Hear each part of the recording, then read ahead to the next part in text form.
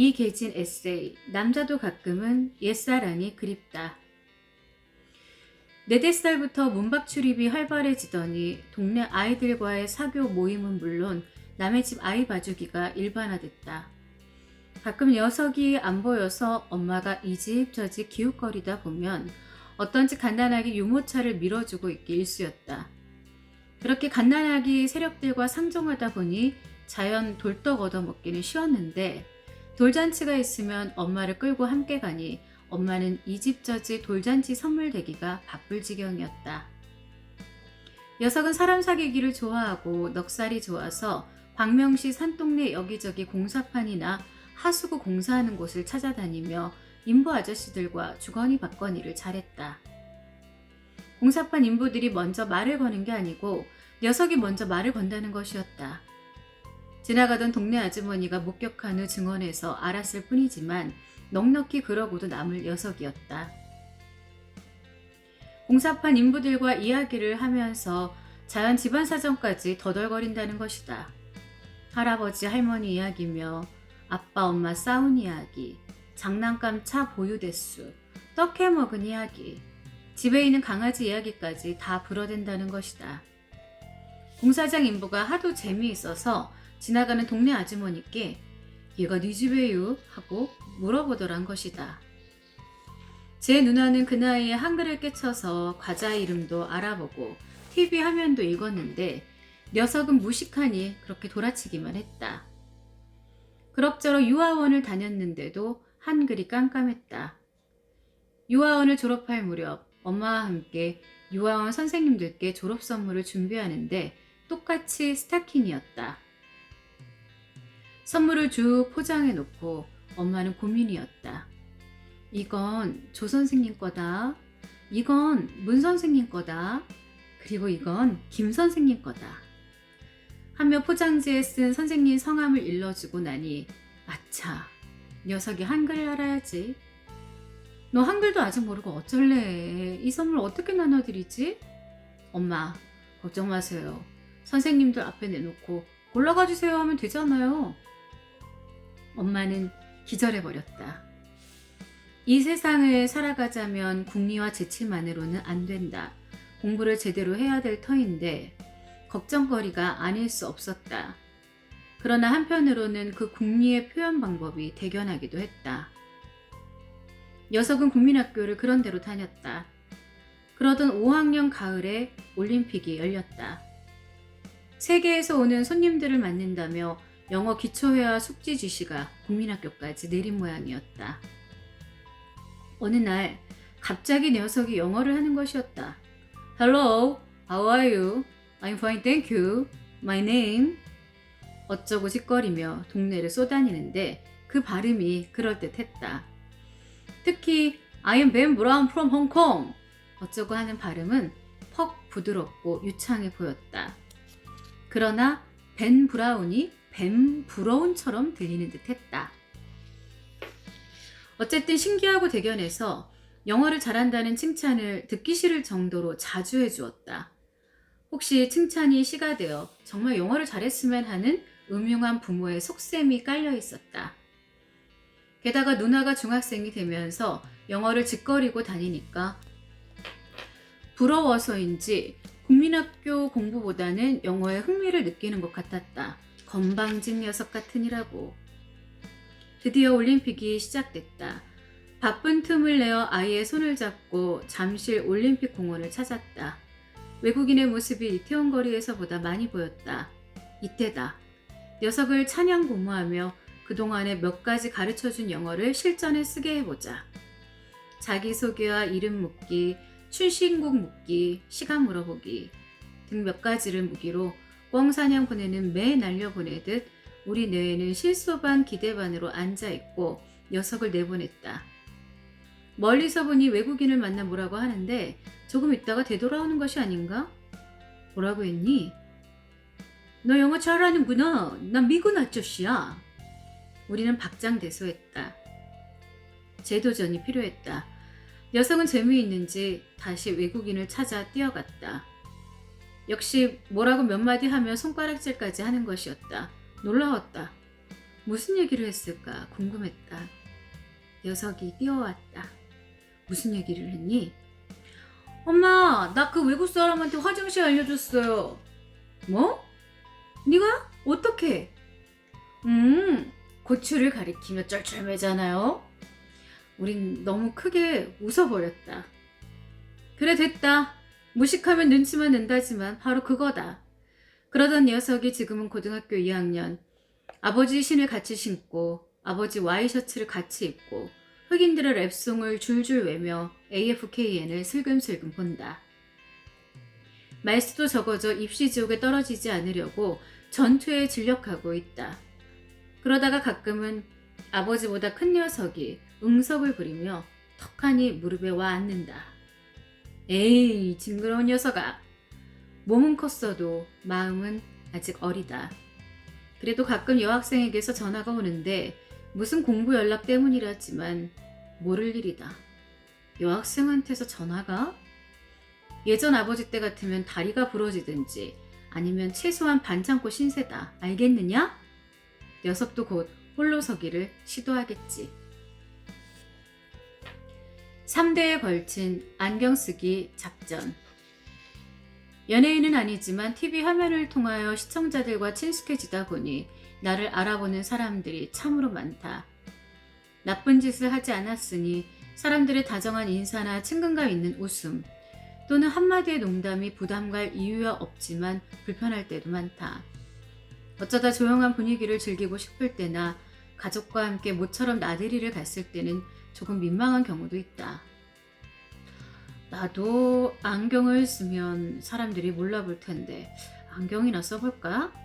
하는 생각에 몇 년 전에 선글라스 한 개와 맛보기 보안경 한 개를 충동 구매한 적이 있다. 마음에 드는 안경을 고르기 위해 얼마나 여러 개를 써보았는지 모른다. 어떤 것을 써보면 멍청이 같고 어떤 것을 써보면 얌체 같고 또 어떤 것을 쓰고 거울을 보면 마약 밀매업자 같아 보였다. 맹인들에겐 대단히 미안한 표현이지만 지팡이와 피리를 추가로 구입해야 제격일 것 같은 선글라스도 있었다. 이렇게 들었다 놓았다를 반복하다가 안경점 주인의 인내력에 감동되어 결국 맛보기 보안경과 선글라스를 한 개씩 샀다. 그러나 그 두 개의 안경은 아주 단명했다. 안경을 늘 쓰는 사람이 아니라서 소지와 관리에 허점이 있었던 것이다. 코트 주머니에 넣었던 선글라스는 깔고 앉아 압사시켰고 야유회 때 쓰고 갔던 맛보기 보안경은 세수하고 나서 미아가 돼버렸다. 집에 돌아와서야 아차 내 안경을 혼자 외쳤으니까. 그 뒤에도 일본 출장 때 동경 시내에서 싸구려로 샀던 선글라스는 한 달도 못 돼 분실해버렸으며 태평양 종단 퀴즈 녹화차 출장 갔을 때 호주 브리스번에서 산 선글라스는 겨우 2시간 만에 생리별하고야 말았다. 잠시 벗어놓고 한 장면을 녹화하고는 까맣게 잊어버렸다가 숙소로 돌아가는 차 속에서야 아이고를 외쳤다. 이런 식으로 나가다가는 다음번에 사는 선글라스는 안경점에서 돈 치르고 나오다 문턱에 걸려 넘어지면서 깨고 말 것만 같다. 역시 아직은 안경이 없어도 되는 사람이기 때문이다. 비록 나의 눈은 작지만 시력이 좋아서 시력과 눈의 크기와 무관성을 증명해 보이고 있다. 그러나 실은 아버지로부터 유전적으로 물려받은 시력인 것이다. 아버지는 올해 77이신데도 장글씨를 읽을 때만 돋보기를 쓰시는 정도다. 그런데 그렇게 알력이 좋으신 아버지가 약 60년 전에 그러니까 일제시대 농업학교를 다니실 때 안경을 쓰셨다가 우리 할아버지로부터 애들이 안경이 다 뭐냐? 는 호된 꾸지람을 들으신 후 안경을 영영 안 쓰셨다는 일화를 가지고 계신다. 그것이 이상했다. 정말로 눈이 나쁘셨으면 호된 꾸지람 때문에 안경을 안 쓰실 수는 없었을 것이 아닌가 말이다. 아무래도 당시 지식계급의 사람들이 즐겼던 도수 없는 안경 패션이 학생들에게도 유행했던 모양이다. 당시에 문인, 학자, 언론인 등이 즐겼었던 동그란 안경을 흑백 사진에서 흔히 볼 수 있다. 아버지도 멋을 좀 부려보시려고 안경을 쓰고 다니다가 완고하신 할아버지의 호통을 듣고는 다시는 안경을 안 쓰신 셈이다. 안경이라는 게 사실은 시력이 나빠서 그 시력을 회복하는 기구로 발명이 됐고, 기왕이면 멋있게 만들어 쓰다 보니 눈이 좋은 사람도 쓰고 싶어졌을 것이다. 더 나아가 시력뿐만 아니라 눈의 건강을 위하여 각종 특수 목적의 안경류가 개발됐을 것이다. 그러다 보니 자연히 눈이 좋은 사람들에게도 안경은 패션 액세서리로 사랑을 받게 됐다는 생각이다. 안경은 참 재미있는 발명품이다. 아마 인류의 발명품 가운데 안경만큼 재미있는 것도 흔하지 않을 것이다. 코에다 얹고 귀에다 거는 방법의 아이디어가 처음에 어떻게 나왔는지 궁금하다. 코가 없다면, 귀가 없다면 안경을 어떤 식으로 쓰고 다녀야 할지 나로서는 상상이 안 되는 부분이다. 어쨌든 안경은 이젠 시력과 관계없이 멋부리기에 필요한 가지고 싶은 물건이 돼버렸다. 연예계에서도 그래서 그런 안경바람이 불었는지 모른다. 라디오 시대와 흑백 TV 시대를 지나 컬러 TV 시대에 접어든 후 시청자들은 패션과 색에 대한 감각에 눈을 크게 떴다. 여기에 맞추어 연예인들이 큰 몫을 해왔는데, 그 중에 눈에 띄는 한 가지가 안경바람이라고 하겠다. 한 10년 전만 해도 안경을 쓴 사람이 TV 화면에 나오는 것이 그렇게 좋게 보이지 않는다는 분위기였다. 더더군다나 새파란 연예인이 안경을 쓰고 카메라 앞에 선다거나 벌건 대낮에 조명 때문에 색안경을 쓰고 나타난다는 것은 생각하기도 어려웠다. 유일하게 이용복 씨만이 묵인됐으니까. 이상우 씨가 테만 있고 안경알이 없는 안경을 쓴 것이 화제가 됐고, 이제는 그만의 독특한 액세서리성 안경이 돼버렸고 공인을 받아버린 것이다. 이상우 씨의 알 없는 안경을 또 누가 흉내내서 쓴다면 웃음거리가 될지도 모른다. 처음 어떤 가요제에서 상을 받고 방송에 출연했을 때 나는 이상우 씨를 만났다. 그때 분명 안경을 안 썼고 어벙벙한 느낌이었는데, 어느 날 TV 화면을 보니 그 어벙벙한 분위기는 온데간데 없이 테만 있는 안경을 쓰고 익사를 떠는 게 아닌가. 누구의 아이디어였는지는 모르지만 확실히 좋은 차관의 시선 집중이었다. 화면을 유심히 보자. 반드시 눈이 나빠서가 아니라 연예인들은 조금만 유명해졌다고 생각되면 너도 나도 안경 패션을 즐기고 있지 않은가. 꼭 시력과 관계 있는 것은 아닐 것이다. 연예인들의 안경바람은 청소년들에게도 거세게 불고 있다. 물론 시력이 나빠진 학생들도 많지만 귀여운 가짜들도 퍽 많다. 우리 집 작은 녀석도 그 대열에 들어서고 싶은 모양이다. 어느 날 저녁, 학교에서 돌아오자 눈을 비비고 실눈을 뜨며 글씨가 잘 안 보인다는 것이다. 아니, 엊그제만 해도 신문 척척 읽고 TV 잘 보고 거리 간판 척척 알아보더니 왜 갑자기 실눈을 뜨고 야단이람? 그러나 미남 형사인 아빠는 속지 않는다. 우리 집은 유전적으로 눈의 크기는 작지만 시력은 그 어느 집안의 그것보다 빛난다는 사실을 굳게 믿으며 60년 전 그 녀석의 할아버지께서 멋으로 안경 좀 써보려다 밀수에 그친 사실을 알고 있는 이상 그렇게 쉽사리 넘어갈 수는 없다. 다만 필요하다면 딴 아이들이 쓰고 다니는 것이 부럽다든지 언제라도 사줄 용의가 있으니 실눈뜨기 작전을 거두었으면 좋겠다. 그리고 무엇보다 안경을 마련하거든 제발 한 달 만에 또는 2시간 만에 분실하거나 압사 횡사시키지 말고 오래 쓰는 방법만 익혔으면 한다. 할아버지 때부터 시도한 안경 쓰기 작전이 드디어 3대 만에 제대로 성공할지도 모르겠다. 귀여운 녀석 같으니라고. 망명을 신청할까요? 아직도 해외여행은 행운이라면 큰 행운이고 특권이라면 특권이다. 해외여행이 자유화됐지만 자유화라고 해서 누구나 맘만 먹으면 갈 수 있는 것은 아니다. 돈이 있어야 하고 시간이 있어야 하며 건강해야 하고 특정한 결격 사유가 없어야 하니까.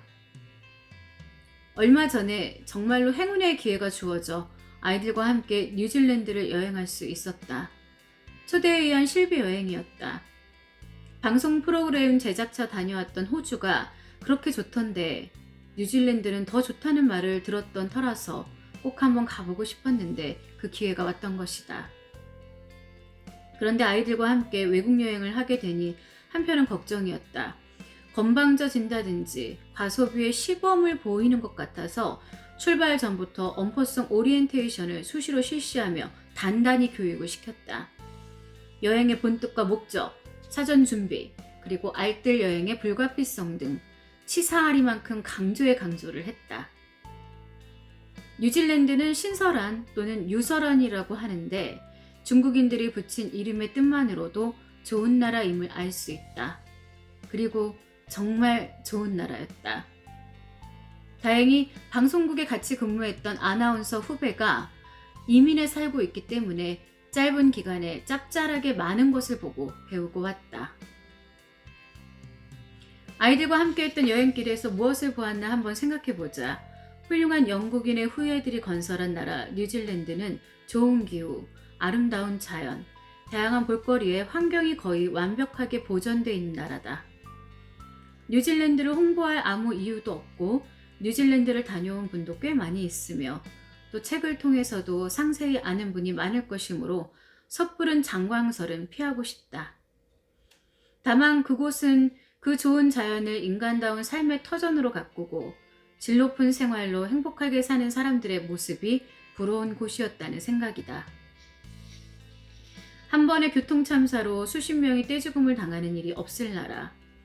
연휴가 끝난 후 사망자 수가 100여 명씩 될 수 없는 나라. 명절마다 기차표를 예매하느라 역 광장에 텐트를 치지 않아도 되는 나라. 목욕탕이나 심지어 화장실 수도꼭지를 틀어서 물을 받아 먹어도 탈이 없는 나라. 불량식품으로 집단 식중독이 없을 것 같은 나라. 새치기가 없는 나라. 직진하는 차가 편히 가도록 기다려주는 나라. 인신매매가 없을 것 같은 나라. 밤거리를 여자 혼자 다닐 수 있는 나라. 참새가 식당에 날아들어와 손님과 함께 빵 부스러기를 쪼아먹는 나라. 개를 잡아먹지 않는 나라. 동물 구급차가 평화롭게 순찰을 하는 나라. 눈치작전 없이 대학을 가는 나라. 학비를 안 내도 학교에 다닐 수 있는 나라. 과외 공부가 없을 것 같은 나라. 그리고 세금을 정확하게 내는 나라.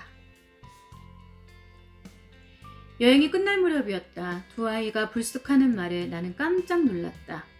아버지, 망명을 신청하고 싶어요. 아버지, 여기서 도망가 버릴까 하는데요. 내가 깜짝 놀랐다는 것은 아이들이 정말 망명을 신청하거나 잠적해 버릴까 봐가 아니었다. 묵묵하게 그냥 좋은 것을 좋다고 생각하며 구경할 줄로만 알았던 아이들이 그런 조크를 했다는 사실과 정말 한국에서의 생활이 대조되어 귀국 후에 의욕을 잃으면 어쩌나 하는 것이었다. 귀국하면 당장 버스 타기 경쟁과 택시 잡기 작전을 시작해야 하고 새벽에 일어나 학교에 가야 한다. 교통지옥과 입시지옥에서 용케 살아남아야 하며 남을 밟고 내가 서야 한다. 그리고 수돗물은 잘 걸러서 끓여 먹어야 하고 대문이나 아파트 문을 잘 잠가야 한다. 아이들의 마음을 다잡아줄 묘책을 생각하며 일주일 만에 귀국했다. 가족끼리 모여 여행 결산이라는 것을 했다. 웬 결산? 얘들아, 어려운 환경에 살던 사람은 좋은 환경에서 행복할 수 있지만 처음부터 좋은 환경에서만 살던 사람은 어려운 환경에서 살지 못한단다. 이 복잡하고 어려운 대한민국 서울에서 단련하며 살다 보면 우리는 훌륭한 생활의 전사가 되어 세계 그 어느 곳에 가서도 꿈을 펼치고 행복하게 살 수 있단다. 알겠니? 뉴질랜드? 별천지 천국만은 아니야. 공원의 잔디를 보면 푸르고 깔끔하고 아름답게만 보이겠지? 그러나 자세히 살펴보면 푸른 잔디 사이사이에 개똥이 널려있다는 이민간 아저씨들 얘기 생각 안 나니? 뉴질랜드도 그런 곳일 거야. 아, 대한민국에서 열심히 살아보자꾸나. 알겠니? 알겠어? 응? 정든개, 문돌이. 내게는 정든개가 한 마리 있다. 정든개라고 하고 나니 이 순간에도 그 녀석이 보고 싶다. 그 녀석이라고 했으니 또한 대충 소개가 되는 셈인데 실은 졸저 수필집에 이미 소개된 적이 있어 이름을 기억하는 사람들도 덜어 있다. 괜찮은 체격의 진도견 잡종으로 체계까지 오른 그 이름은 문돌이다. 개치고는 이름을 날린 셈이다. 수년 전 광명시 산동네에서 살 때 문산 처이모 댁에서 얻어온 녀석인데 부침성 있고 건강하며 꽤 영리한, 제 개를 멍청하다고 하는 사람은 별로 없지만 녀석이었다. 짖는 소리에 청도 괜찮았고 주둥이도 별로 끌지 않았으며 쓸데없이 사나운 척도 않거니와 밤이면 분주하게 집안을 빙빙 돌며 큰 척을 하는 것이 여간 대견하고 든든하지 않았다. 정든개가 한 마리 있다고 해놓고는 그 녀석에 대한 이야기를 자꾸만 과거 회상용으로 쓰니까 이상하게 여기는 분들도 많을 것이다. 그럴 수밖에 없는 것이 그 녀석은 지금 내 곁에 없다. 문돌이와의 이별은 10수년 동안이나 살던 광명시를 떠나 서울 목동 아파트로 이사를 가면서 시작됐다. 가자, 서울로. 그런데 참으로 이상한 것은 아파트 계약 관계로 며칠씩을 고민하고 걱정하며 이삿날까지 받아 놓았으면서도 문돌이 녀석 문제를 전혀 생각하지 못한 점이다. 어느 날 아침에 그 녀석을 본 순간 저 녀석은 어쩐다가 튀어나온 것이다.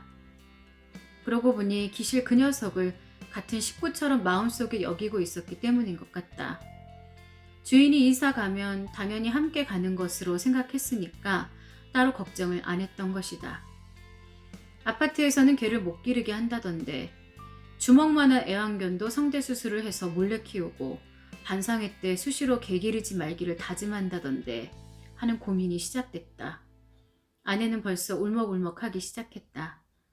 그렇다고 눈 딱 감고 누구에게 주워버린다거나 개장수에게 팔아버린다는 것은 생각조차 할 수 없었다. 왜냐하면 그렇게 되면 필시 며칠 사이에 땡땡탕이 돼버릴 게 뻔하기 때문이었다. 재산 증식과 서울 입성에 눈이 어두워 그 녀석을 생각을 못하고 말았던 것이다. 어쩐다. 몸집이 작은 애완견 같으면 마음 편하게 남에게 선물할 수도 있고 받는 사람도 부담이 없을 터인데 몸집이 커서 마당에서만 길러야 할 판이어서 더욱 난감했다. 어쩐다. 여기저기 전화 수소문으로 개를 거저주면 기를 마땅한 사람을 찾다가 마침 마당이 널찍하고 개를 좋아하는 한 이웃을 알았다. 약 1km쯤 떨어진 곳이었다. 여간 반가운 이웃이 아니었다. 녀석을 끌어다주고 오던 날 목이 졸리도록 몸을 쓰며 따라 나서려는 것을 뿌리치고 돌아서면서 아내는 찔찔 울었다. 그 뒤 며칠을 밥도 안 먹고 지저댄다는 소식도 전화로 들었다. 그러나 냉정하게 모른 척하고 살다가 그래도 자꾸 눈에 밟혀 오징어도 사고 빵도 사서 마치 사람 면회 가듯 두어 번 다녀온 적이 있다. 직장일 바쁘단 소리도 그땐 없었다. 나 죽으면 효주비라도 세워줄라나? 그러기를 근 1년 새 주인은 먼저 주인만 생각하는 녀석한테 배신감을 느꼈는지 되가져갔으면 한다는 뜻을 전해왔다. 팔아버리라고 했더니 아끼는 개를 그럴 수는 없는 거라며 모질지 못한 소식을 전해왔다. 헉, 유순한 사람이었으니까. 나는 할 수 없이 하루 주말을 잡아 야간 소송 작전을 세워 그 녀석을 고향 친구에게 가져다 주기로 계획을 세웠고 실행에 옮겼다. 아들 녀석과 둘이 늑대처럼 울어대는 녀석을 자동차 트렁크에 싣고 야음을 이용하여 서투른 궤도처럼 원주까지 400리 길을 달렸던 것이다. 녀석은 트렁크 속에서 발광이었다. 생명을 가진 것에 사랑을 느낀 벌이 그렇게 클 줄이야. 하긴 털갈이철이면 며칠을 두고 빗질을 해서 주접들지 않게 해주었고 봄철 돌림병이 오기 전에 가축병원에 데려가 주사도 마치고 술이 건하에 돌아오는 한밤중에도 족발집에서 싸가지고 온 뼈다귀를 하나씩 하나씩 입에 넣어주며 쓰다듬던 녀석이다. 녀석은 그래서 내가 늦게 오는 날이면 을의 대문 뒤 뼈다귀 먹는 장소에 넙죽 엎드려서 입맛을 다시기 일쑤였다. 지금 그 문돌이 녀석의 새 주인은 나의 고향 친구인데 오래 기르다가 치우기로 약속하고 그냥 주었다. 대신 주말에 고향에 가는 때는 가끔씩 한번 상면을 하기로 했는데 차츰차츰 그 사이가 길어지는 것을 느꼈다. 정을 떼려는 의도도 있었다. 그러던 그의 음력 9월 보름날 밤 고향에 내려가 하루를 보내는데 한밤중에 동네 개들이 짖는 소리가 요란하여 잠에서 깨어났다. 외딴 곳 산 밑에 우리 집에 도둑이라도 들었단 말인가 싶어서 가슴이 뛰는 것을 느끼며 가만가만 유리창 밖을 내다봤다. 뿌연 달빛에 울타리밭 코스모스 꽃들만 간혹 한들거리는데 마당 저쪽에 늑대 같은 짐승이 한 마리 지나갔다. 웬 산짐승일까? 하며 다시 잠을 청하려는데 누군가가 내 이름을 부르는 것이었다.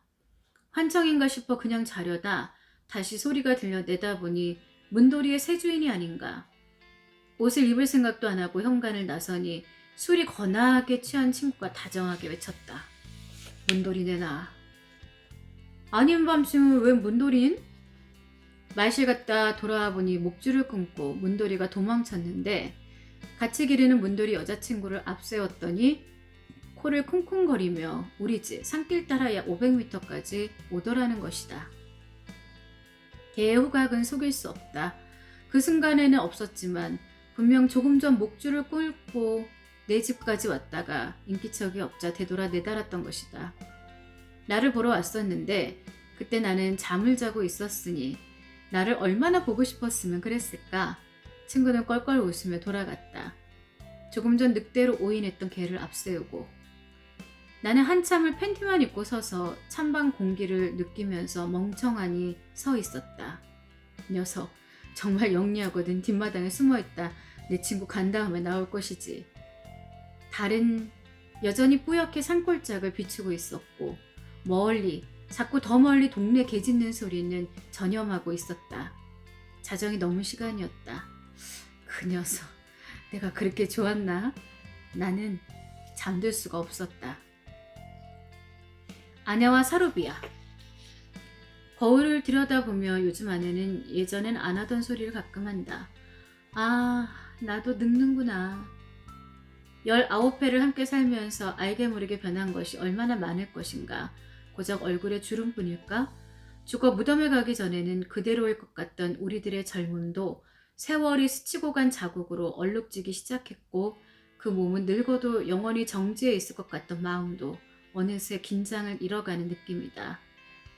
가끔 눈은 호공을 바라보기도 하고 아이들이 대견해서 등을 툭툭 치기도 하고 가끔은 노파심의 목소리가 튀어나올 때가 있으니 마치 생애 초가을쯤에 서 있는 것 같아 소스라치게 놀랄 적이 많다. 조금은 정말 조금은 서글프다. 요란하게 즐거웠던 시간도 없었고 죽고 싶도록 어려웠던 시간 또한 없었다. 무한한 희망과 욕망도 없었고 헤어나올 수 없는 절망과 좌절 또한 없었다. 남들보다 각별히 잘된 일도 없었고 그들보다 유독 실패했던 일도 없었던 우리 부부다.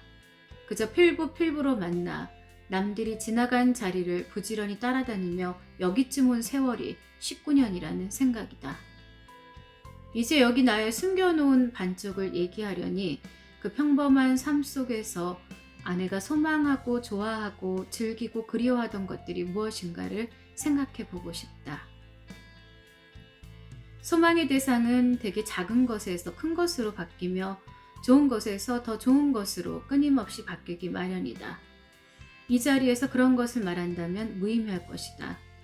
부채를 지고 더위를 쫓던 신혼초 청주의 여름을 생각하면 에어컨이 있는 지금의 생활이 너무나 호사스럽고 3,000원짜리 사글세 방에서 살던 그때를 생각하면 지금의 아파트는 꿈의 궁전이나 다름이 없을 것이다. 그러나 그것은 사람의 마음을 여지없이 간사하게 하고 끝없는 욕망으로 이끄는 것이므로 사랑하는 반쪽이의 모습을 욕되게 할 것 같다. 그래서 더욱 피하고 싶다.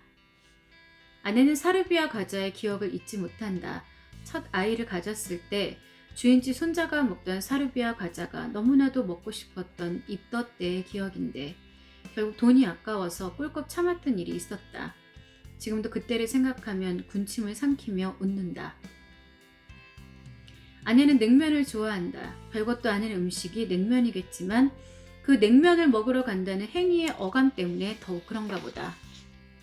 몇 젓가락 안 되는 비빔냉면을 벌겋게 비벼서는 땀을 찔찔 흘리며 먹고 나서 뜨끈한 육수로 목을 씻어 넘기고 냉면집을 나서는 그 행위가 마음에 드는 모양이다. 그래서 냉면을 사준다면 하늘을 찌를 듯이 껑충껑충 뛴다. 아내가 좋아하는 것이 두세 가지 더 있다. 그 중에 하나가 회, 생선회다. 그런데 그 회라는 것이 얼마나 비싼 것인가. 아마 그래서 더욱더 회가 먹고 싶어지는 것인지도 모른다. 둘째 아이를 배에 두고 있을 때 시장을 갔다가 조림용으로 산 병어란 놈을 물이 좋다는 장사꾼의 말이 고마워서 조리기 전에 모두 회로 먹어버렸던 일이 있다는데 아마 콜레라가 없던 해였던 모양이다. 자주는 어렵지만 난 가끔 아내의 그 회를 치는 모습이 보고 싶어 일식집에 간다. 그때마다 아내는 나를 이 세상에서 가장 후하고 아내를 사랑하는 남편쯤으로 여기는 눈치다. 한 번은 속초에 여행을 갔던 일이 있다. 아내는 떠날 때부터 속초의 오징어 물회가 목표였었는데 해질녘에 당도한 횟집 골목에서 본 아내의 만족스러운 얼굴과 물회를 들이켤 때의 행복한 얼굴이 잊혀지지 않는다. 늘도 자주도 못 되는 가끔의 일이지만 한 접시의 회에 행복을 느끼는 아내가 밉지 않다. 또 한 가지 허겁지겁 체면도 못 차리며 좋아하는 것은 국수다. 아내는 무슨 병이 있는 것처럼 국수를 좋아한다. 마치 국수 부족 중에 걸린 사람 같다. 평생을 매일 먹어도 아마 싫다는 소리를 안 할 것이다. 소담하게 담아놓은 국수 그릇을 들고 젓가락질을 시작하면 가끔 질식할 위험에 처할 정도로 단숨에 그릇바닥을 구경시키곤 한다. 식탁에 둘러앉은 아이들도 그런 엄마의 모습을 보고 눈이 휘둥그레진 채 숨을 죽인다. 그런 날은 대개 나의 우려대로 아내는 속이 볶여 고생고생을 한다. 그래도 다음 날이면 또 국수를 먹고. 얼핏 이러한 이야기만 들으면 아내는 식성이 대단히 좋고 건강한 주부일 것 같을 것이다. 그랬으면 오죽 좋으련만 결혼할 때 들은 뼈순이라는 별명이 아이들 배에 두었을 때만 잠시 유보됐을 뿐 지금은 다시 허약해진 책으로 변해버렸다. 더구나 연전에 대수술을 치르고 나서는 그나마의 건강이 두어풀 꺾여버려 영 기운을 못 차리기 일쑤다. 강단 하나로 굳은 살림을 휘두르던 자기의 모습이 스스로 다시 보고 싶다며 넉넉지 못했던 그때 건강한 새댁적을 그리워한다. 어디 그런 주부의 모습이 아내 하나뿐일 것이랴만 우리 반쪽이만은 큰 건강은 아니라도 강단 하나만은 유지할 줄 알았던 터라 안타까운 마음이다. 그래서 그런지 건강에 자신이 없어져서인지 아내는 전보다 더 종교에 의지하는 모습이다. 아내는 절에 열심히 다닌다. 부처님께 의지하고 마음을 굳세게 하려 하고 생활의 고단함을 합장으로 달래며 허전한 마음을 위안받으려 하는 듯하다. 가끔 핀잔을 들어가면서도 열심으로 부처님을 찾는다. 그리고 명상하고 기도한다. 무슨 기도를 하는 것일까? 알지 못할 일이다. 혹시 노래를 잘 부를 수 있게 해달라는 기도는 없을지 모르겠다. 아내는 노래를 잘 못한다. 학창시절에는 노래를 잘했다는데 대체로 허위자백같이만 생각된다. 음정은 대부분 비슷하지만 간혹 요들의 기법이 도입되고 가사의 변형이 심하기도 하다. 세상에서 노래를 잘 부르는 사람이 제일 부럽다며 노래를 못 부르게 된 원인을 큰애 낳던 해에 마취주사로 돌리기도 하고 고된 살림 때문으로 돌리기도 하는데 별 근거는 없는 듯하다. 요즘 아내는 문화센터 같은 데서 노래를 가르치는 곳이 있다며 부지런히 쫓아다니고 있다. 만남이니 칠갑산이니 타타타를 배운다고 수선을 떨며 집에 와서 복습창을 한다. 회원들끼리 부를 때는 그럴듯하게 함께 묻어 넘어가겠지만 집에서 혼자 해보니 될 리가 없다. 문화센터를 다녀도 아직은 별 차도가 없는 것이다. 그러나 아내의 뭔가 해보려는 모습만으로도 기쁠 뿐이다. 콩밥 매는 아낙네에 배적삼이 흠뻑 적듯이 뭔가 자꾸 하다 보면 노래 한 곡은 건져서 수지 맞는 타타타가 될 것 같다. 아내는 가끔 이른 시간에 시내로 외출한다. 여기저기 전화를 걸거나 전화가 걸려오고 설거지 부지런을 떨고는 일찍 집을 나선다. 조조상영 영화 구경을 가는 것이다. 책으로 읽었던 영화, 화제작이라는 영화, 웃기는 영화, 괜찮을 것 같은 영화가 표적인데 무시무시한 영화나 폭력 영화는 안 본다. 왜냐하면 두 손으로 가렸다 뗐다 하자면 반밖에 못 보기 때문이다. TV에서도 음침하고 긴장된 음악이 나오면서 수상한 장면이 시작되면 이내 방으로 도망을 가버리는 겁쟁이다. 험한 세상 살기에는 부적절한 배심이다. 배심이 없어 혼자 살기 겁이 나서인지 아내는 사람을 좋아한다. 한번 정을 들여 사귄 사람은 오래오래 죽고 못 산다.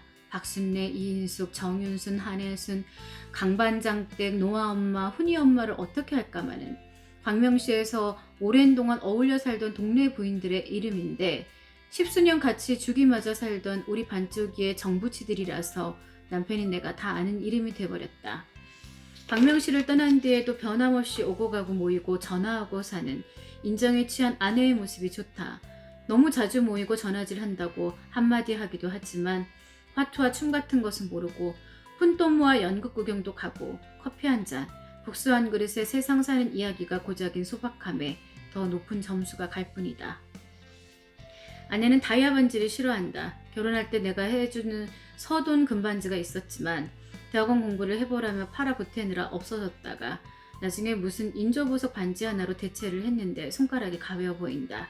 간혹 농처럼 아내가 다이아 반지 이야기를 꺼낼라 치면 다이아의 원소가 탄소라서 숯덩어리와 마찬가지라는 말로 무시해버린다. 글쎄, 그 은근한 소망이 언제쯤이나 이루어질 수 있을지, 그것은 수명과 여유와 제 귀염에 달린 것이 아닐까 하는데 다이아와 수채의 연상을 어떻게 깨느냐도 숙제이긴 하다. 아내는 맥주의 거품을 사랑한다. 몇 잔의 맥주를 마주할 수 있는 분위기를 소중하게 생각한다. 허약한 몸에 한 잔의 맥주에서 오는 취기를 이기기도 힘들 것 같은데 어찌된 일인지 맥주에 한해서는 그렇지도 않다. 한 모금의 소주도 반 모금의 꼬냑도 입에 대지 못하면서 흰 거품이 피어있는 맥주는 몇 잔을 즐기는 체질이다. 이 세상에 태어나서 남편인 나를 만나 19회를 사는 동안 기쁘고 즐겁고 행복한 순간순간이 없지 않았겠지만 어떤 행운으로 유럽 여행을 했을 때를 아내는 가장 좋아했던 것 같다. 여행사를 이용하지 않고 단둘이서 떠난 여행이었다. 아내는 철없는 아이처럼 좋아했다. 아내가 그 유럽 여행을 그토록 좋아한 것은 벽에 걸려있는 그림 속에 들어가 봤다는 자랑거리와 함께 온갖 맥주를 가는 곳마다 한 잔씩 즐길 수 있다는 것이었다. 마로니에 잎이 노랗게 물든 파리의 거리에서, 기차를 타고 달려본 초록의 국경 도시에서, 옷깃을 세워야 했던 북부 독일의 작은 도시들에서 마신 한 잔의 맥주는 그동안 억척으로 살아왔던 내 반쪽이의 머리를 맑게 해주기에 충분했던 것이다. 아내는 맥주잔을 들고 웃었다. 맥주의 일생이 사람의 그것과 닮았음인가? 유리잔 속에 맥주를 보라. 희망에 부푼 가슴을 열고 세상 구경을 나왔을 때 그 쏴한 순진무게의 정열도 흰 거품이 장식돼 있는 동안에 하나여 아름답고 싱싱한 것이다. 우리의 생애도 그와 마찬가지로 가슴에 희망과 정열이 넘치는 동안에 열심히 일하고 아름답게 살아야 할 것이다. 사랑의 거품이 꺼지기 전에 더 치열하게 살아야 할 것이다. 자, 나의 반쪽아, 맥주잔의 거품이 잦아들었거든 다시 잔을 채워서 거품을 일구고 내일을 위해 건배하세나. 남은 우리들의 세월을 위하여.